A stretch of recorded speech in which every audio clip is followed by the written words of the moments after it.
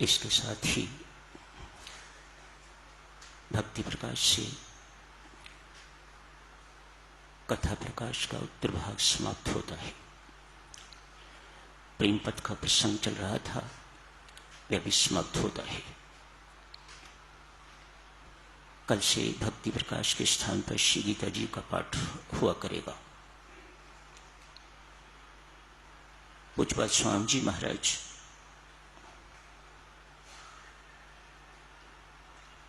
जब आर्य समाज छोड़ चुके,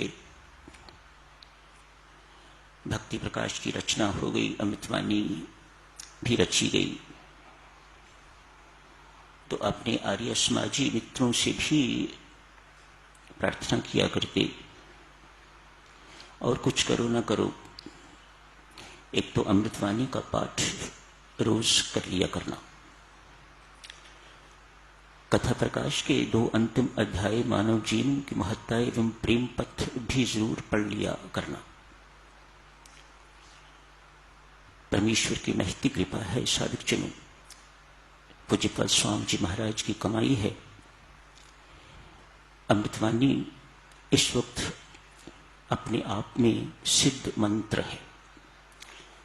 जैसे राम शब्द, ऐसे ही अमृतवाणी पूरी एक सिद्ध मंत्र बन चुकी हुई है। विश्व भर में इतनी पढ़ी जाती है कि लोगों को इसके पाठ से, इसके पुण्य पाठ से प्रत्यक्ष लाभ होते हैं, भौतिक भी एवं अभौतिक भी, लौकिक भी एवं अलौकिक भी लाभ होते हैं अमृतवाणी पाठ से। मंत्र के पाठ की साधक जनों विधि इतनी ही है कि मंत्र का उच्चारण शुद्ध हो और मंत्र कहीं खंडित ना हो।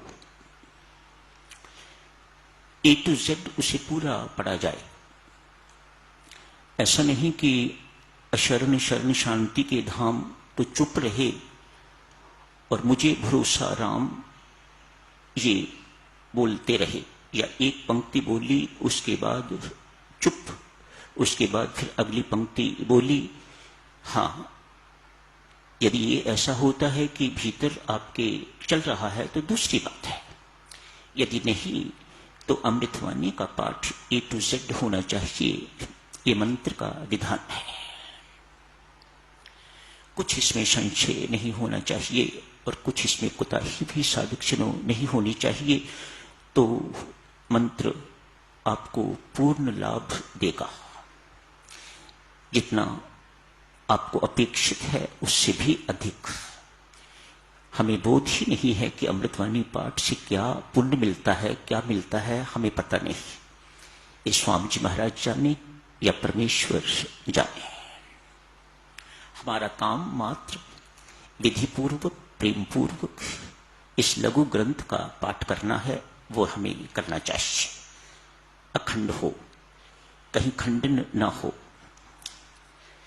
चाहे भीतर करिए, व्यक्तिगत रूप से करिए, सामूहिक रूप से करिए, कैसे भी कर रहे हैं आप, इसका कहीं भी खंडन नहीं होना चाहिए, तो मंत्र का आपको पूर्ण लाभ होगा। कल देवियों सज्जनों चर्चा की जा रही थी सास और बहू के संबंध की। प्रीति की कथा और उसकी सास की कथा, किस प्रकार से प्रेम ने उन दोनों के जीवन का रूपांतरण कर दिया। Life was transformed. ये प्रेम का प्राबल्य है, ये प्रेम की मेहरबानी है, ये प्रेम की महिमा है। सास बहू के संबंध को इस प्रेम ने मां पुत्री का संबंध बना दिया। ये समस्या साधक जनों ऐसा लगता है अब आउटडेटेड हो गई है। ये समस्या सास बहू की अब इतनी रही नहीं जितनी कुछ वर्ष पहले थी। पुत्र नौकरी करता है तो बहू साथ चली जाती है तो समस्या अपने आप खत्म हो गई। खत्म नहीं हुई तो कम हो गई। मिलेंगे फिर देखा जाएगा। समझदार माता पिता, समझदार पुत्र माता पिता से या माता पिता पुत्र से ऐसा भी कह देते हैं, बेटा लगता है बहू को हमारा कुछ भी अच्छा नहीं लगता, साथ रहना संभव नहीं, इसलिए आप ऊपर वाली मंजिल में चले जाओ और हम नीचे रह लेते हैं। तुम्हारी इच्छा हो दाल सब्जी की कटोरी भेज देना, नहीं तो हम अपना निर्वाह कर लिया करेंगे। तैयारी ही होती है पुत्र और बहू की, वे झट से ऊपर शिफ्ट कर जाते हैं और समस्या बहुत हद तक डाइल्यूट हो जाती है, खत्म हो जाती है। कुछ भय भी इस प्रकार का है आजकल, यदि बहू पुलिस में जाके शिकायत कर देती है कि मुझे सास तंग करती है, ससुर तंग करते हैं, तो शायद जेल की यात्रा करनी पड़े। ये संबंध तो अब लगभग जो है इतनी प्रॉब्लम नहीं। आज की प्रॉब्लम साधक जनों, जो बर्निंग प्रॉब्लम है वह है पति और पत्नी के संबंध की प्रॉब्लम। आज थोड़ी चर्चा साधक जनों इसी विषय पर करते हैं।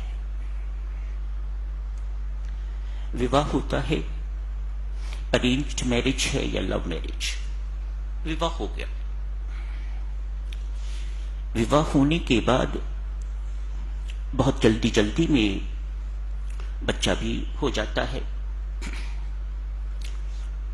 मानो पति पत्नी में मनमुटाव होते हुए भी ये सब कुछ होता है, लेकिन समस्या तो बनी रहती है because of differences in opinion. जो इस वक्त समस्या देखने में आती है देवियों सज्जनों, जो सुनने को मिलती है वह ये है, कोई पत्नी आज की नहीं चाहती कि पति अपनी मां की गोद में बैठा रहे। शब्दों पर ध्यान देना, ये किसी पर कटाक्ष नहीं है। जो मुझे पत्र आते हैं, जो मेरी से बातचीत होती है, उन्हीं के आधार पर आप जी की सेवा में तथ्य प्रस्तुत किए जा रहे हैं। पति भी नहीं चाहता कि मेरी पत्नी का संबंध मायके वालों से रहे। बड़ी गंभीर समस्या है ये।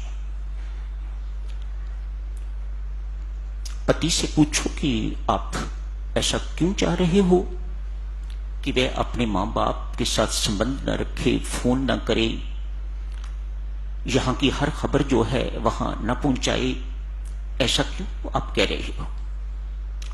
पति झट से कहता है जी कि मां का इन्फ्लुएंस इसके ऊपर अच्छा नहीं। सत्य भी होगा, मैं तो सुनने वाला ही हूं, मुझे क्या पता है सत्य क्या है। इसी प्रकार से पत्नी भी चाहती है कि ये मां के इशारों पर नाचने वाला ना हो, मेरे इशारों पर नाचने वाला हो। पढ़े लिखों में मेरे प्रभु ये समस्या ज्यादा।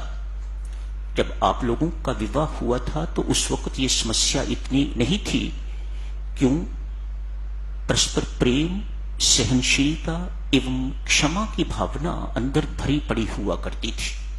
हम सोचते थे कि ये हमारी संस्कृति नहीं है। आज ये बात नहीं है। आज ना प्रेम है, परस्पर लस्ट है। प्रेम नहीं है, लस्ट है। प्रेम नहीं है तो फिर सहनशीलता भी नहीं है। आप कुछ कह के देखो, सहनशीलता नहीं है तो फिर क्षमा की भावना भी परस्पर नहीं है। आप सबने, जो बुजुर्ग बैठे हैं, उन्होंने ऐसे दिन देखे हुए हैं। दिन भर बहू सास की जली कटी सुनती, दिन भर काम करती और रात को सोने से पहले अपनी सास के पांव दबा के सोती। ऐसे घरों में डाइवोर्स शब्द कभी सुनने को नहीं मिलता था, अब इट इज सो कॉमन।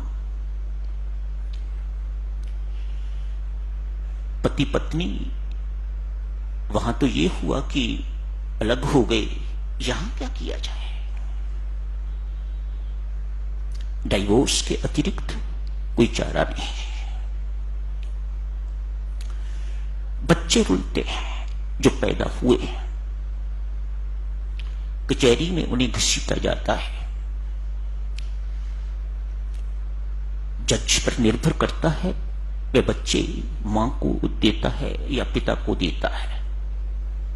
बहरहाल दोनों में से एक के प्यार से तो बच्चे हर हालत में वंचित रहेंगे ही। जो उन पर कुसंस्कार पड़े वे अलग। माता पिता के यंग कपल्स मेहरबानी करके ध्यान दो, आपस की लड़ाई झगड़े ने जो उन बच्चों पर कुसंस्कार डाल दिए वे इतनी जल्दी मिटने वाले नहीं। वह एक ना एक दिन अपना दुष्प्रभाव दिखा के रहेंगे। एक सच्ची घटना है साधकजनों, समय थोड़ा है सो बड़े संक्षिप्त रूप से आप जी की सेवा में अर्ज किए देता हूं। एक तहसीलदार हैं, ये 1956 के आसपास की घटना है। एक तहसीलदार अपनी आप बीती सुना रहे हैं। बच्चा कोई नहीं। सुबह तहसीलदार ऑफिस जाते हैं तो पत्नी उन्हें खाना तैयार करके नहीं दे पाती। मुख्य समस्या ये, रोज तहसीलदार साहब लेट कचहरी में पहुंचते हैं। प्यार से समझाया, धमकाया, कठोरता भी उपयोग की, मार पिटाई भी की, लेकिन समस्या टस से मस नहीं हुई। ये नियम कई वर्षों से चल रहा है। तहसीलदार साहब अनेक बार सोच चुके हैं या तो मैं इसको मार दूं या मैं स्वयं मर जाऊं। घर इस प्रकार से दुखालय नरक बना हुआ है। परमेश्वर की कृपा, आज तहसीलदार साहब को एक संत महात्मा के दर्शन हुए हैं। अपनी रो के समस्या बताई। कहा, तहसीलदार साहब मैं आज का दिन ही हूं यहां पर, मेहरबानी करके यदि मेरे कहे का पालन करोगे तो मैं यकीन दिलाता हूं परमेश्वर की कृपा आप पर होगी। कल भी यदि आपकी पत्नी जाने से पहले आपका भोजन तैयार नहीं करती तो भूखे चले जाना, इंतजार नहीं करनी। भूखे इस प्रकार से जाना कि हाथों से, आंखों से, पांवों से, हृदय से, मन से किसी प्रकार की कोई प्रतिक्रिया भी ना हो। समय नहीं है साधकजनों ये सब चीजें आपको बताई जाएं, पर आप सब समझदार हो, जानते हो। मानो घूर के आंखों से भी नहीं देखना उसे, पांव भी नहीं पटकना क्रोध से, मैं क्रुद्ध जा रहा हूं, इत्यादि इत्यादि। ये सब बातें घरों में होती हैं, आप सब करते हो। हृदय में प्रेम लेके जाना छोटी सी बात है, मैंने इसका बतंगड़ बना के रखा हुआ है। इस भाव से अपने घर से निकलना, हृदय में प्रेम भर के निकलना। वहां भूख लगे तो ऑफिस में कुछ खा लेना। आज तहसीलदार साहब घर से भूखे निकले हैं। साधकजनों, संत के वचनों का बल और प्रेम का प्राबल्य, चुप्पी का प्राबल्य। सामान्यता जाते होंगे तो बोलते जाते होंगे, कटु शब्द, कठोर शब्द, अपमानित शब्द बोलते जाते हो कि आज चुप। इतनी सी बात ने पत्नी को सोचने पर विवश कर दिया। कैसी पत्नी हूं मैं, अपने पत्नी की जो मेरा काम है मैं वह भी नहीं कर पाती। ये मेरा काम है भोजन बनाना, समय पर भोजन बना के तैयार करके तो उन्हें भेजना दफ्तर। मैं आज तक जिंदगी भर ये काम नहीं कर पाई, कैसी पत्नी हूं मैं। मन ही मन आज सोच रही है दिन पर भूखे रहेंगे मेरे कारण, आज ग्लानि का अनुभव हो रहा है। मन ही मन कहा परमात्मा मेरी गलती पर मुझे माफ करना। तहसीलदार साहब पर सच्ची घटना है, तहसीलदार साहब अपने मुख से सुना रहे हैं। मानो पत्नी के सुंदर भावों की तरंगे उधर तहसीलदार साहब के ऑफिस को छुई हैं। उनके मन में विचार आ रहा है, मामूली सी बात, अरे प्रेम पूर्वक यदि समझाया हुआ होता तो क्या मेरी पत्नी समझती ना। ऐसी मूर्ख तो है नहीं वो, मैंने कभी प्रेम पूर्वक उसे समझाया ही नहीं। मेरे मन में तरह तरह का द्वेष इत्यादि रहा, मैं हमेशा उसे दुख देता रहा, अपमान भरे शब्द बोलता रहा। तहसीलदार साहब ने वहां बैठे बैठे पत्नी से क्षमा मांगी है। आज पत्नी ने सोचा खाना उनके आने से पहले बना के रखूंगी। आते ही पति के श्री चरणों पर गिर के अपना मस्तक उनके चरणों पर रख के तो माफी मांगूंगी। उधर पति के मन में विचार आ रहा है, आज जाते ही अपनी पत्नी के साथ प्यार करूंगा, आलिंगन करूंगा, उससे माफी मांगूंगा। दोनों तरफ से ये सिलसिला चल रहा है। ऐसा ही हुआ। आज तहसीलदार साहब घर पहुंचे हैं। जैसे ही पत्नी ने आहट सुनी, तार जुड़ गई। जैसे ही आहट सुनी, भागती भागती द्वार पर गई है। पति से पहले ही पति के चरणों पर गिर के तो मत्था टेका है। पति सावधान है, उसी वक्त उठा के तो उसे अपने गले लगाया है। कानी ने कहा, देवी माफ करना, मैंने तुम्हें जिंदगी पर दुख के अतिरिक्त कुछ नहीं दिया। मैं आज तेरे से भी माफी मांगता हूं और परमात्मा से भी माफी मांगता हूं। पत्नी भी यही शब्द कह रही है। एक दूसरे ने इस प्रकार से अपने दोनों को पकड़ा हुआ है, एक दूसरे को। प्रेम में वातावरण घर में हो गया है। प्रेम ही प्रेम सर्वत्र दिखाई दे रहा है, महसूस हो रहा है।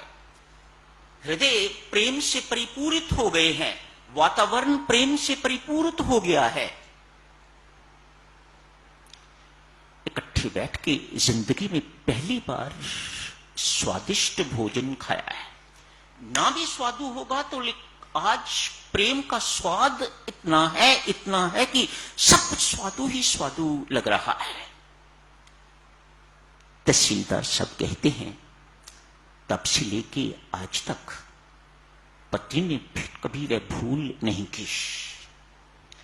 मुझे कहने की जरूरत कभी नहीं पड़ी कि मुझे आज मटर पनीर की सब्जी खानी है, आज वो बनाना। मेरे मन में आया और पत्नी ने टेबल पर मटर पनीर की सब्जी रख दी। दोनों के हृदयों का मेल इस प्रकार से हो गया, इतना तदात्म हो गया। किसका प्रताप? ये प्रेम का प्रताप, परस्पर प्रेम का प्रताप। स्वामी जी महाराज ने भक्ति प्रकाश के अंतिम पृष्ठों में इसी प्रेम का वर्णन किया है, लस्ट का नहीं, प्रेम का वर्णन किया हुआ है। इसके साथ ही साधक समाप्त करने की इजाजत दीजिएगा। आपसे करबद्ध प्रार्थना है, ये अंतिम पृष्ठ जैसा कि स्वामी जी महाराज ने अपने मुख अरविंद से कहा हुआ है, इन पृष्ठों को जरूर पढ़ते रहिएगा। याद रखना, जहां प्रेम है वहां सहनशीलता भी होगी, वहां विवेक भी होगा, वहां पर क्षमा भी होगी। कैसा अद्भुत विलक्षण प्रताप है क्षमा का, इस सच्ची घटना ने यह स्पष्ट किया है। अपनाइएगा मेरी माताओं सज्जनों, इसे अपने जीवन में उतारिएगा इस प्रेम को। It is no different then divine love. दिव्य प्रेम भी इसे ही कहा जाता है, उस लस्ट को नहीं, उस स्वार्थ भरे प्रेम को नहीं, जहां व्यक्ति अपने सुख की सोचता है। ये ऐसा प्रेम है जहां अपने सुख का कोई स्थान नहीं है, दूसरे को सुख कैसे पहुंचाया जाए ये देखना ही प्रेम है। तो यही बात करने की इजाजत दीजिएगा।